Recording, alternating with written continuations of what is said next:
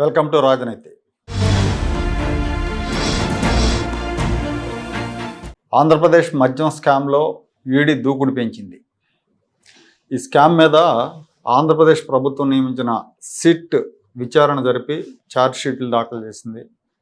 రాజ్ కసిరెడ్డి, బూనేటి చాణుక్యులతో పాటు అప్పటి ముఖ్యమంత్రి జగన్మోహన్ రెడ్డి గారికి ప్రత్యేక కార్యదర్శిగా పనిచేసిన ఐఏఎస్ అధికారి ధనంజయ రెడ్డి, ఓఎస్డి కృష్ణమోహన్, చెవిరెడ్డి భాస్కర్ రెడ్డి, పెద్దిరెడ్డి మిథున్ రెడ్డి ఇట్లా చాలామందిని అరెస్ట్ చేశారు.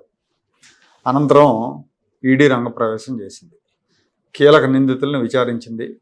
మాజీ ఎంపీ విజయసాయిరెడ్డిని కూడా విచారించింది. ఈ కుంభకోణంలో వేల కోట్ల రూపాయల చేతులు మారాయని, మనీ లాండరింగ్, హవాలా ద్వారా నిందితులు డబ్బును తరలించారని ఈడీ అధికారులు గుర్తించారు.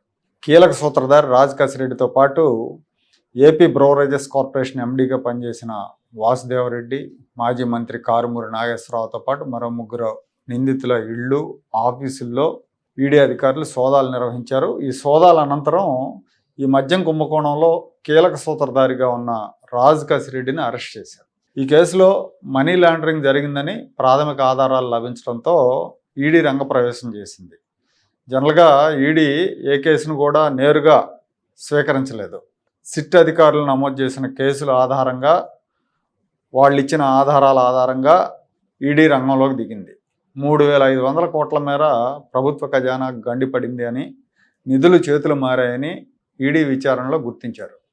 అధికారం దన్నుతో కీలక వ్యక్తులు సిండికేట్గా ఏర్పడి డిస్టిలరీలను నియంత్రించి నాసిరకం బ్రాండ్లు మార్కెట్లో విడుదల చేశారని, కొన్ని బ్రాండ్లను ప్రవేశపెట్టినందుకు కిక్ బ్యాక్లు వసూలు చేశారని విచారణలో తేల్చారు.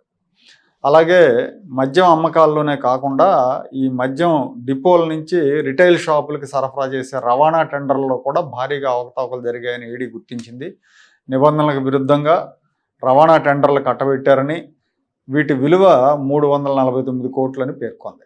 ఈ కేసులో సిట్ నివేదికల ఆధారంగా, అలాగే 1048 కోట్ల నగదు బదిలీల ఆధారంగా విచారణ వేగవంతం చేసింది. రాజ్ కసిరెడ్డిని ఇప్పుడు అరెస్ట్ చేశారు. ఆంధ్రప్రదేశ్ ప్రభుత్వం నియమించిన సిట్, ఈడీ రెండు కూడా సమాంతరంగా జరుపుతున్న దర్యాప్తులో మనీ ట్రయల్ ఎటువైపు వెళ్ళిందనే దాని మీద దృష్టి పెట్టారు. వేల కోట్ల రూపాయల నగదు తాడేపల్లి ప్యాలెస్కి చేరిందన్న దిశగా దర్యాప్తు జరుగుతూ ఉంది. మాజీ ముఖ్యమంత్రి జగన్మోహన్ రెడ్డి పిఏ నాగేశ్వరరెడ్డి పాత్ర కూడా ఇందులో ఉన్నట్టు సిట్ గుర్తించింది. సిట్ అధికారులు గుర్తించారు.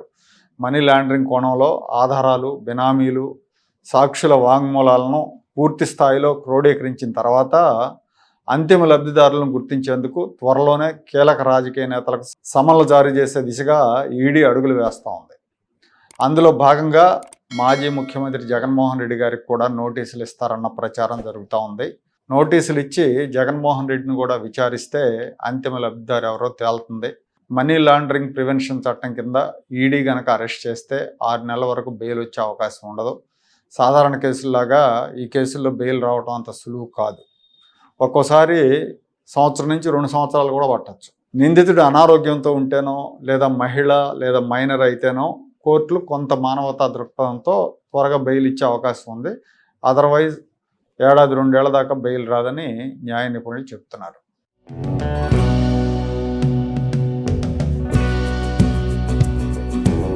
Like, share and subscribe to Rajaniti channel.